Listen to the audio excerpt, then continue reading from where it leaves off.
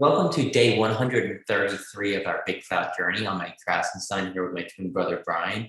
And NFTs continue to be a hot topic on BitClout with the showcase being released yesterday and several big name NFTs included in that showcase getting some big money, Brian.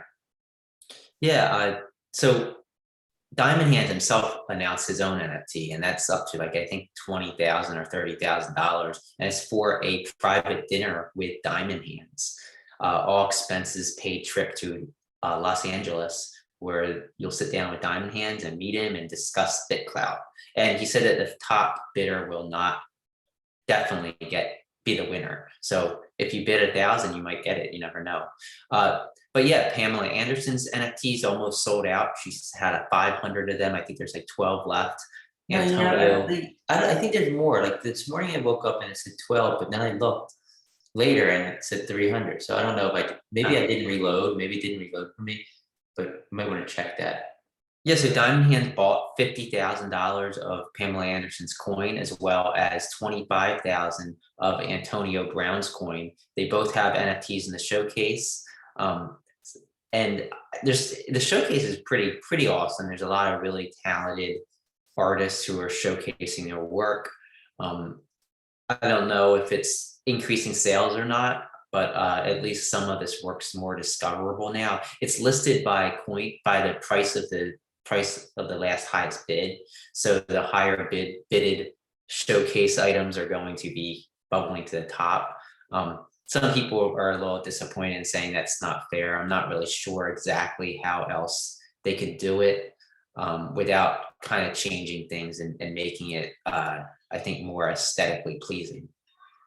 Yeah, I think ultimately we just need new nodes to come out that display NFTs in more of a marketplace like atmosphere or user interface. Something like an OpenSea type interface or a Rarible type interface would be really cool.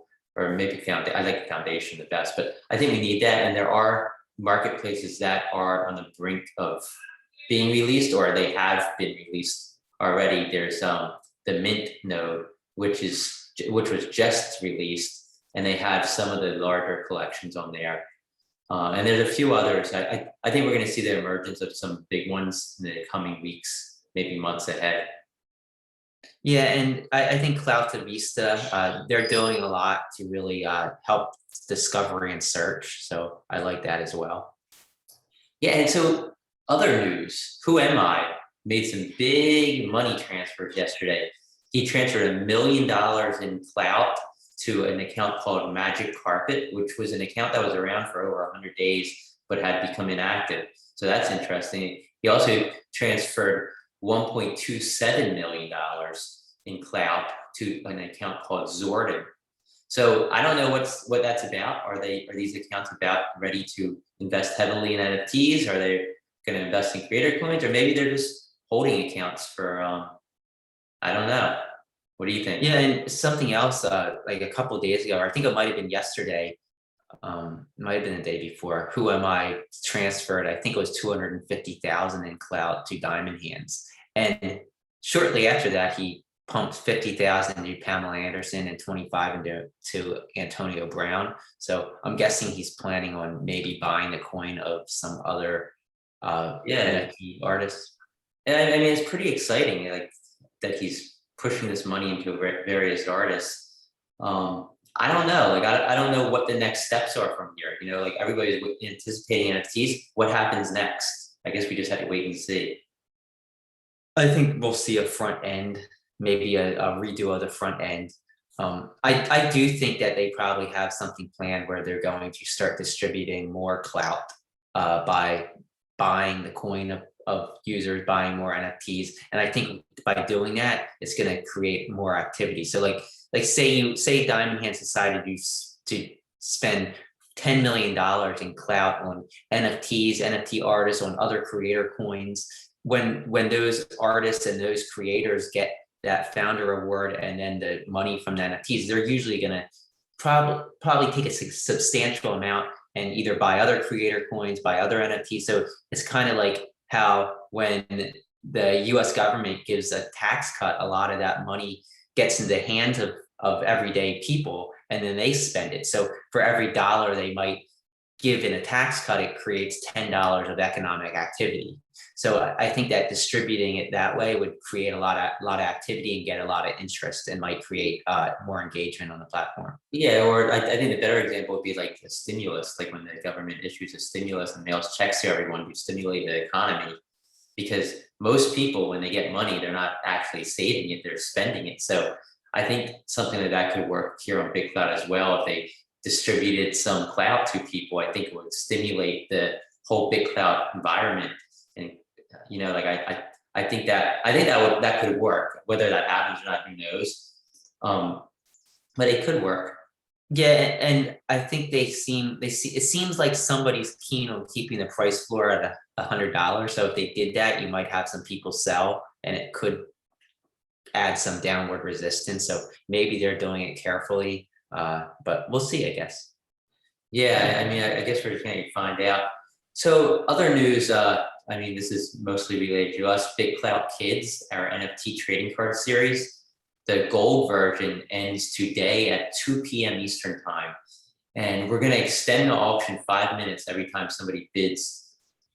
So 5 minutes, I thought we were gonna do 1 minute. I think we're gonna do 1 or 2 minutes, because I think otherwise it's gonna last forever. We'll come up with this solution there. Yeah, we don't want it to last forever. But it's gonna be extended slightly if somebody bids, just so that it's not at 2 p.m. exactly. Everybody puts their bids in, and we gotta choose whoever we think did it right on time.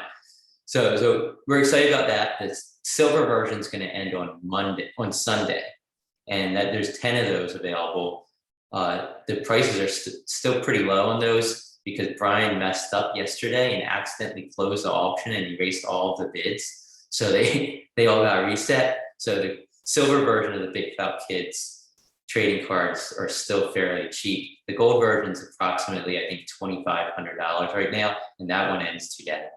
Yeah, and it's important to note that the gold version comes with half of a creator coin for BitClout Kids, worth about $700, and each silver version, each of the 10 silvers will come with 0.05, which is worth about $70. So really, if you're going to buy it for under $70, you're going to make money, because you just sell that creator coin. Yeah, and we're looking forward to more cards in this trading card series. We're probably gonna release a new card every 7 to 10 days or so. We're working with a really good artist who we actually went to middle school with Brian and I, and we've been great friends since. And we're trying to get him to come on to BitClout as well, but that's all under the BitClout Kids BitClout account. And we also have a surprise NFT announcement next week that Brian and I are gonna do on the Krasenstein account. So stay tuned for that. And it's going to be a project that gives back to the community. So I think that's it. I don't think there's much else to talk about. So your silence says it all. I'm good. So I think we'll close this out this episode, and we will talk to you tomorrow. We're going to be in New York tomorrow, so we might be recording from New York tomorrow. What do you think? Are we going to get it done in the morning, or are we going to record from New York? Maybe the Empire State Building. Perhaps. I doubt it. All right, see everybody tomorrow.